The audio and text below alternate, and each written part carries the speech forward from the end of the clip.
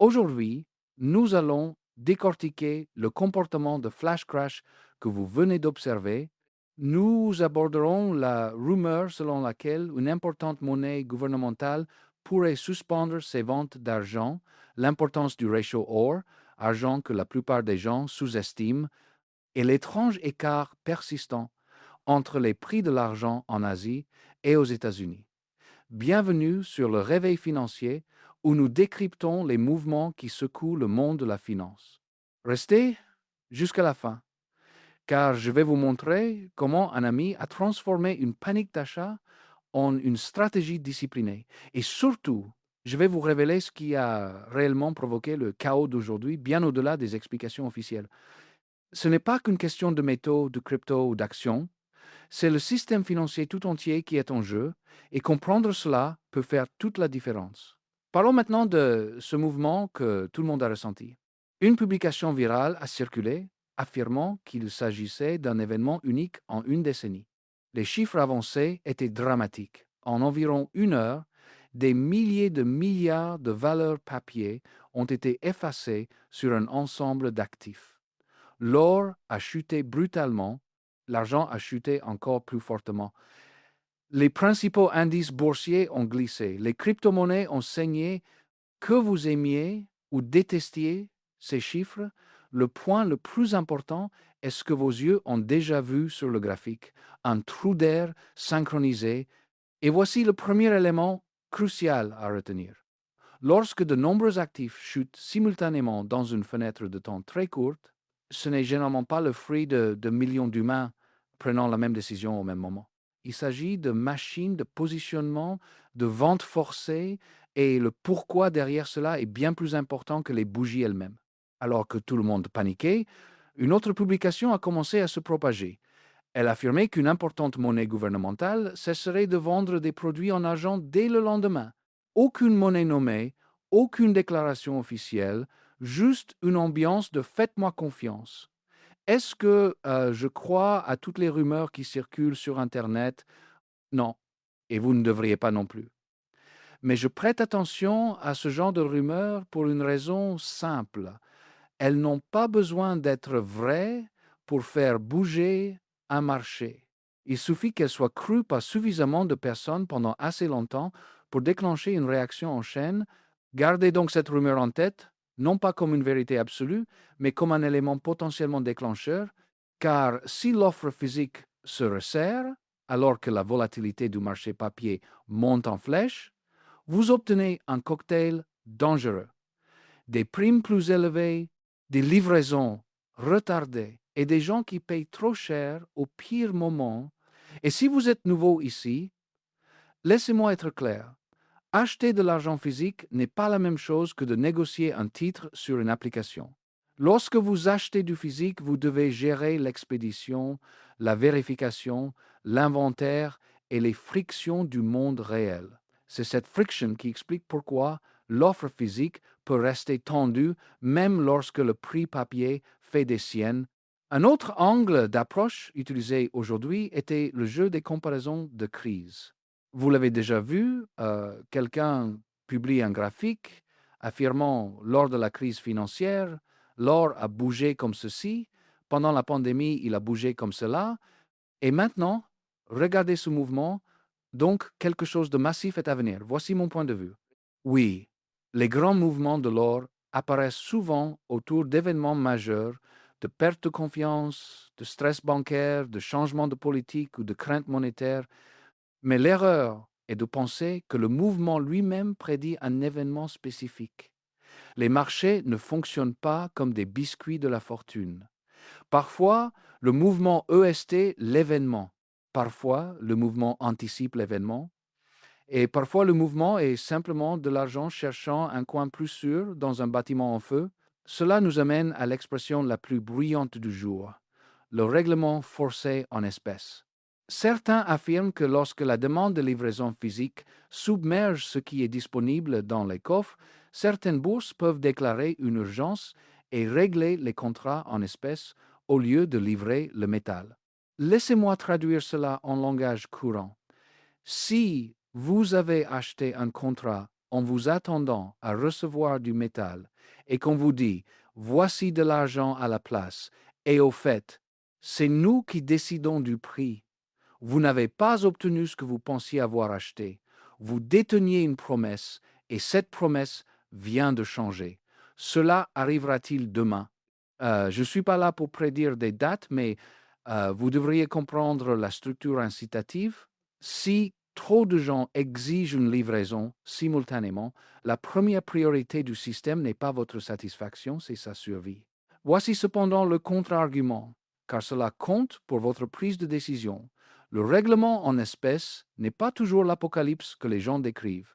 Cela peut être une soupape de sécurité.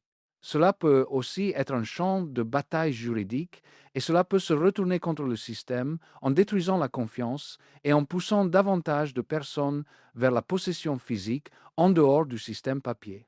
Donc, si vous espérez un moment on vous a eu ou une bourse s'effondre en direct, vous risquez de manquer la véritable histoire, le lent glissement de la confiance des créances papier vers les actifs tangibles. Ce glissement ne fait pas le buzz sur les réseaux sociaux comme un crash, mais il change tout. Et en parlant de réseaux sociaux, nous avons eu aujourd'hui aussi le signal habituel des célébrités. Un célèbre expert des marchés télévisés est apparu tôt le matin affirmant que l'or se dénouait et que l'argent semblait surévalué. Puis le marché a rebondi et les gens ont immédiatement commencé à plaisanter. S'il dit de vendre, je devrais acheter. Vous connaissez la routine? Voici la réalité. Qu'il ait raison ou tort n'est pas aussi important que le rôle que jouent ses voix. Leur travail est de vous faire sentir que le mouvement est évident après qu'il se soit produit, de transformer l'incertitude en une histoire. Et les histoires sont puissantes parce qu'elles vous empêchent de faire les calculs. Maintenant, la conversation sur les causes devient intéressante. Vous entendrez 1000 explications, une grande entité vendue massivement des cryptos, un rapport à fuiter, un titre géopolitique, un discours, un fonds spéculatif à exploser, un courtier à resserrer les marges, un teneur de marché sur options à couvert ses positions, et ainsi de suite. La majeure partie de cela est du bruit blanc. Le principal moteur le plus plausible derrière des mouvements comme celui d'aujourd'hui est le suivant: des stratégies automatisées réagissant au même déclencheur au même moment. Un mot-clé est activé, un seuil de volatilité est atteint, la liquidité s'amenuise, un algorithme vend, cette vente fait baisser les prix. Un autre algorithme interprète ce mouvement comme une confirmation et vend aussi. Un troisième a des limites de risque et est forcé de couper ses positions. Soudain, une petite poussée se transforme en avalanche. Et voici la partie que presque personne ne dit à voix haute. Ces systèmes ne se soucient pas de l'actif. Ils se soucient de ce que dit le modèle. Si le modèle hurle dérisqué, ils vont de l'or, de l'argent, des actions et des cryptos en même temps. C'est pourquoi on a l'impression que le monde entier a reçu un coup de poing simultanément. J'ai appelé un ami qui trade et gère les risques depuis des décennies et je lui ai demandé quelle est ton explication la plus claire. Il a répondu: les gens cherchent un seul titre, mais la vraie cause est la boucle de rétroaction. Une machine vend, cela déclenche une autre machine, et très vite, le marché fonctionne en pilote automatique. Puis il a ajouté quelque chose qui m'est resté. Les jours comme celui-ci, la chose la plus dangereuse est l'histoire que vous vous racontez après. Car si vous blâmez la mauvaise chose, vous vous positionnerez mal pour le prochain mouvement. C'est la clé, car le prochain mouvement est déjà en préparation pendant que les gens se disputent sur le précédent. Vous vous souvenez de ce banquier central qui parlait des centres de données pour l'IA comme si c'était de l'argent tombant du ciel? Mon ami en a ri. Il m'a dit: personne ne veut admettre que beaucoup de ces projets de centres de données n'ont pas encore de rendement clair. Il parie sur la demande future et le réseau électrique est le goulot d'étranglement. Si les coûts de l'énergie grimpent en flèche, ces marges deviennent très laides. Et il n'a pas tort de soulever la question. Le stress hivernal récent sur le réseau a montré à quel point les systèmes électriques peuvent être tendus et les régions à forte concentration de centres de données peuvent voir les prix grimper fortement lors des pics de consommation. Donc, quand vous entendez que le développement de l'IA aide, entendez aussi que le développement de l'IA entraîne des dépenses massives anticipées et que quelqu'un doit les financer. Et quand le financement se resserre, on obtient de la volatilité. Avant d'aborder l'achat d'argent de mon ami, permettez-moi de dissiper un autre mythe qui a explosé dans les commentaires aujourd'hui. Des gens disaient que cela devait être un cas de force majeure et que l'assurance couvrirait les pertes. Ce n'est pas ainsi que cela fonctionne. La force majeure est censée concerner des événements échappant au contrôle humain. Un ouragan, un tremblement de terre, une guerre bloquant les voies maritimes. Une pénurie créée par trop de créances papier cherchant trop peu de métal n'est pas un cas de force majeure, c'est un problème de conception du système. Et si un système tentait d'apposer une étiquette de force majeure sur quelque chose d'essentiellement auto-infligé, vous auriez des avocats qui argumenteraient pendant des années et des assureurs qui feraient tout leur possible pour éviter de payer. Ce n'est pas du drame, c'est la réalité contractuelle. Bien. Ancrons cela dans ce que vous pouvez réellement contrôler, car le doom scrolling ne paye pas vos factures. Mon ami m'a appelé hier soir, ému, excité, effrayé, tout à la fois. Il voulait acheter une grosse quantité d'argent immédiatement parce qu'il voyait le graphique bouger et ne voulait pas rater la prochaine étape. Il a dit quelque chose comme si ça atteint le prochain grand chiffre, je le revendrai aussitôt. Je l'ai arrêté, car si votre plan est d'acheter en panique et de vendre en panique, le marché vous dévorera vivant. Vous n'investissez pas, vous faites un don. Voici donc comment je l'ai guidé, et vous pouvez copier ce processus, que vous achetiez du métal, une action ou toute autre chose. Première étape, comprenez la différence entre le prix affiché et le prix que vous payez réellement. La plupart des gens voient un prix spot et pensent que c'est ce qu'ils paieront. Ce n'est pas le cas. Il y a le prix à l'écran et il y a votre coût total. Lorsque vous achetez du métal physique, vous payez généralement une prime au-dessus du prix spot. Cette prime peut être faible lorsque les marchés sont calmes et elle peut exploser lorsque tout le monde se précipite en même temps. Euh, les primes sont essentiellement la manière dont le marché vous dit nous ne pouvons pas transformer instantanément vos clics en véritables lingots. Je lui ai donc dit, avant d'acheter quoi que ce soit, passez une nuit à observer les primes. Observez comment elles s'élargissent lorsque les prix grimpent. Observez comment elles se réduisent lorsque la peur frappe. Familiarisez-vous avec ce rythme, car il est important. Deuxième étape, ne jamais engager la totalité de votre capital lors de votre premier clic. Si vous avez raison, vous gagnerez quand même. Si vous avez tort, vous avez encore des munitions. Cette règle simple évite aux gens le cycle j'ai acheté au sommet et maintenant je déteste l'actif pour toujours. Troisième étape, décidez de votre objectif avant d'acheter. Achetez-vous du physique comme réserve de valeur à long terme. Alors vous devez être mentalement préparé à traverser des semaines difficiles. Achetez-vous pour spéculer? Alors, ne prétendez pas que c'est un investissement à vie lorsque le graphique devient rouge. C'est ainsi que les gens se retrouvent piégés. Ce matin, il a rappelé, encore plus intense, le prix avait augmenté pendant la nuit et il était convaincu qu'il ne pouvait que grimper.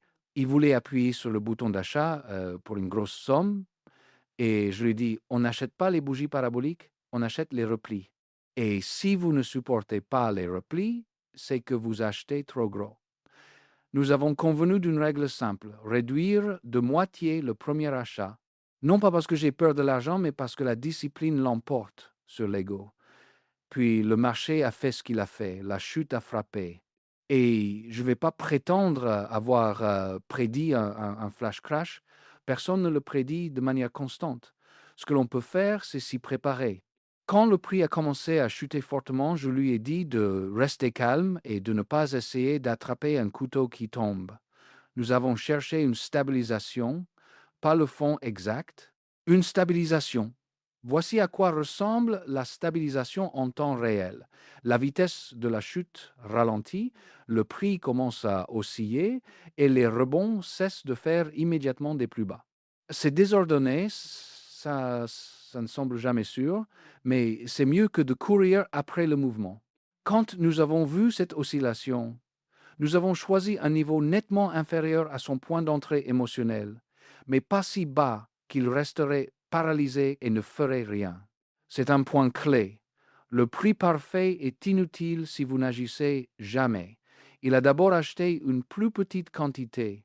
Ensuite, nous avons planifié un second achat seulement si le prix baissait à nouveau. Si le prix montait, nous serions déjà dedans. Si le prix baissait, nous ferions une moyenne. C'est ainsi que l'on évite le désastre de tout miser au sommet. Voici maintenant la partie qui l'a vraiment aidé à dormir. Nous avons également choisi un type de produit qui a généralement une prime par once plus faible que les petites pièces.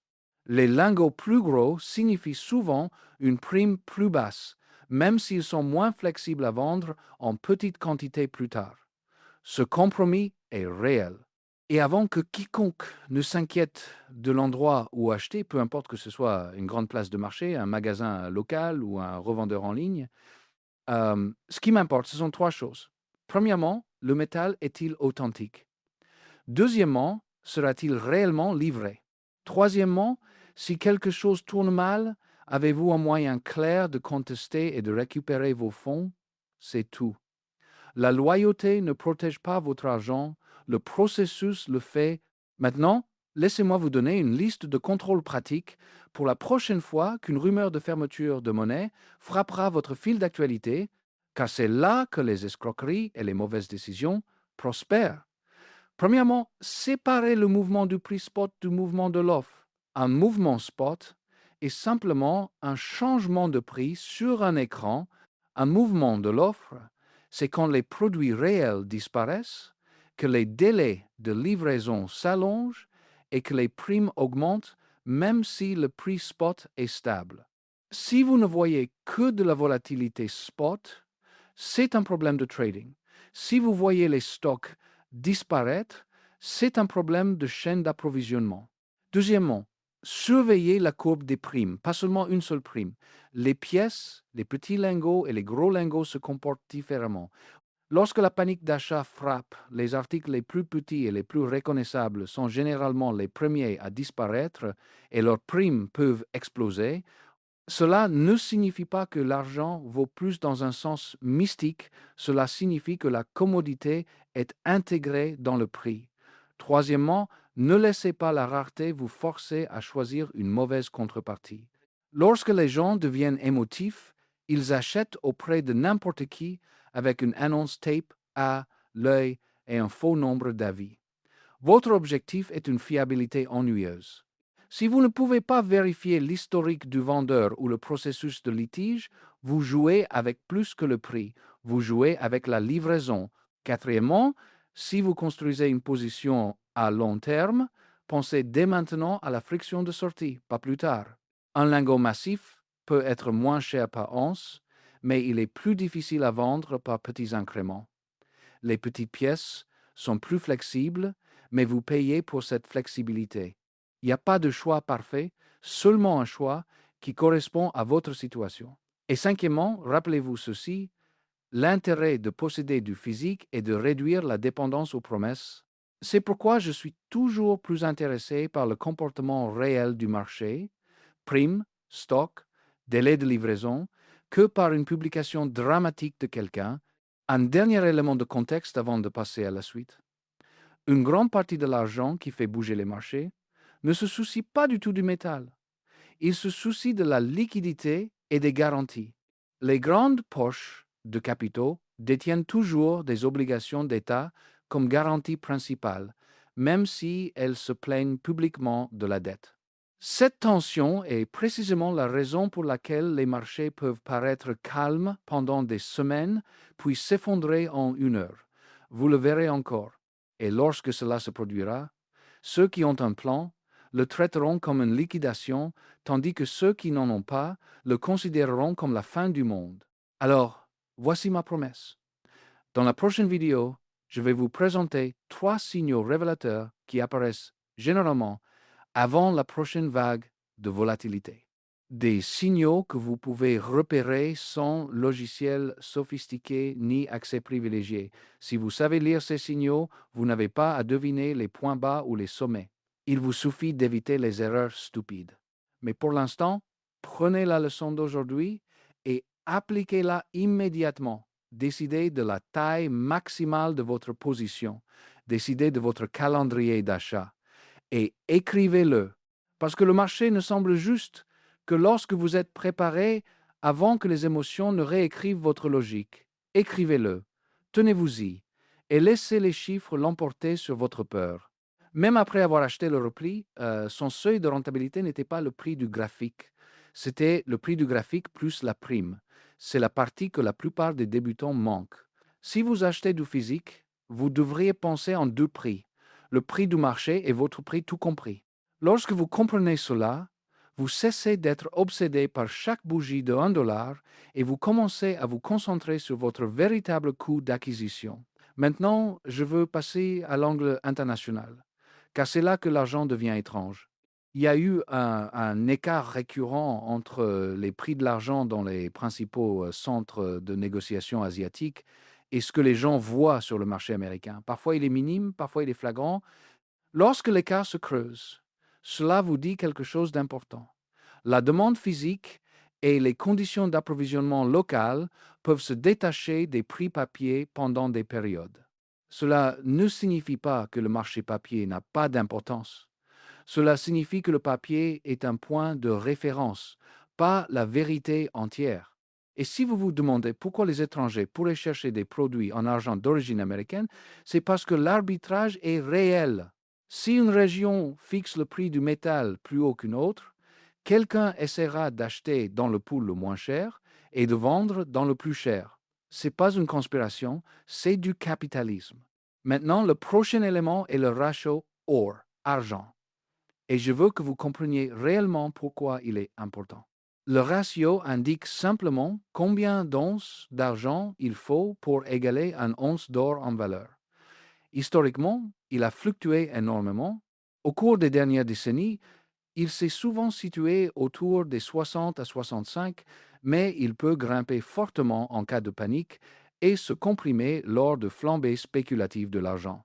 Pendant la panique de la pandémie, ce ratio a explosé pour atteindre environ 125 à l'extrême. C'était le marché qui hurlait « Je fais plus confiance à l'or qu'à tout le reste en ce moment ». Lors du pic de l'argent en 2011, le ratio était bien plus bas, environ dans les 30 à 35, car l'argent était la valeur plébiscitée. Plus récemment, le ratio a oscillé entre 40 et 50, ce qui représente un régime totalement différent. Et voici le point clé. Lorsque le ratio bouge, il ne vous parle pas seulement des métaux. Il vous parle de la peur, de la liquidité et du côté de la transaction qui est surpeuplée. Parlons maintenant des prévisions sans les idolâtrer. Vous avez vu les titres. Une grande banque parle de l'or, le poussant vers